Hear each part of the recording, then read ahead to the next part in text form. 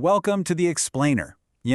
Today we're taking a seemingly simple, everyday source, literally a personal internet diary entry, and using it to totally rethink botanical design.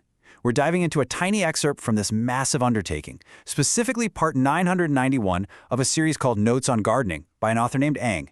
And honestly, it's pretty fascinating how a single daily observation about a completely mundane object can just open the door to an entire ecosystem of biological understanding. So let's get comfortable and look at our houseplants in a completely new light. So let's dive right in by asking a seriously counterintuitive question, one that perfectly captures Ang's initial curiosity here.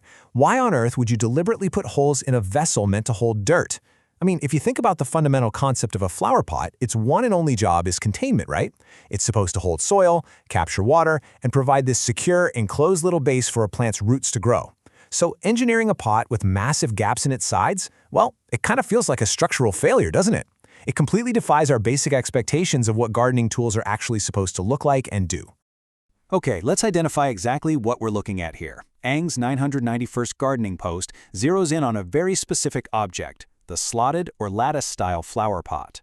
Now, as Ang points out in their notes, these specific pots are typically used for flower arrangement vases or just as base pots. You've probably seen them hiding at the bottom of a decorative ceramic planter or acting as this unseen structural support for some fancy, large floral display.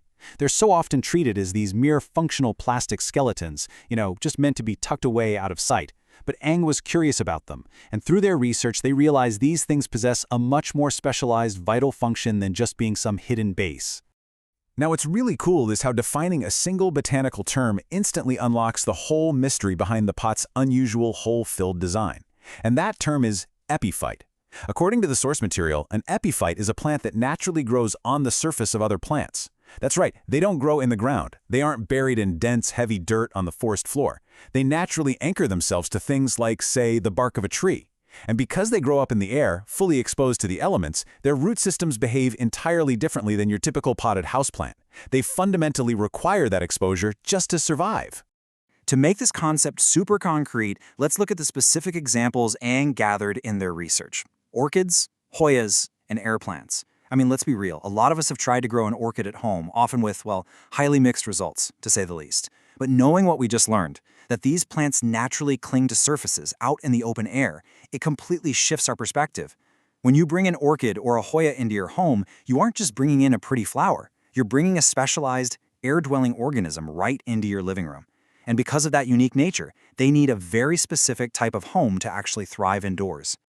And this brilliantly illustrates the mechanical chain reaction of the pot's design, literally turning a standard piece of plastic into a survival mechanism for epiphytes.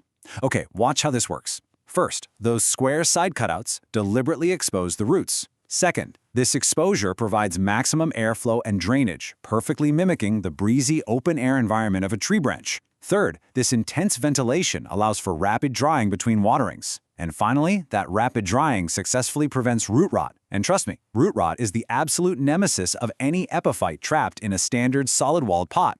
So, as Ang's notes show us, the lattice pot isn't some broken vessel at all. It's actually a perfectly engineered microecosystem. So, let's see how this builds from a simple observation about a pot into a genuine spark of inspiration for Ang's future gardening journey. Understanding the brilliant mechanics of the slotted pot and the unique nature of epiphytes directly led to a brand new botanical pursuit. In fact, Ang writes about wanting to explore epiphytic plants as a, quote, personal indulgence. It's just a wonderful reminder of how effective learning actually works.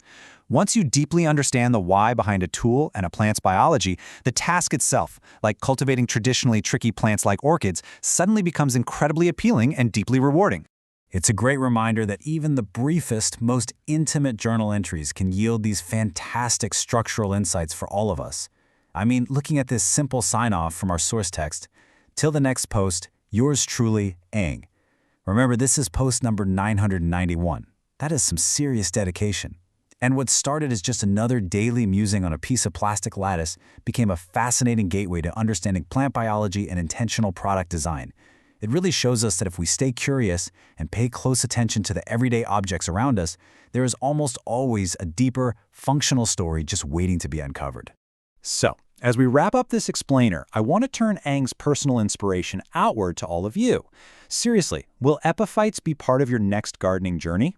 Now that you thoroughly understand the brilliant root-saving mechanics behind the slotted pot and that totally unique tree-clinging nature of orchids, Hoyas, and air plants, well, perhaps you're ready to confidently embrace the challenge yourself. You literally have the knowledge now to set them up for success. Thank you so much for joining me today. Keep asking questions, keep observing those little details, and as always, keep learning.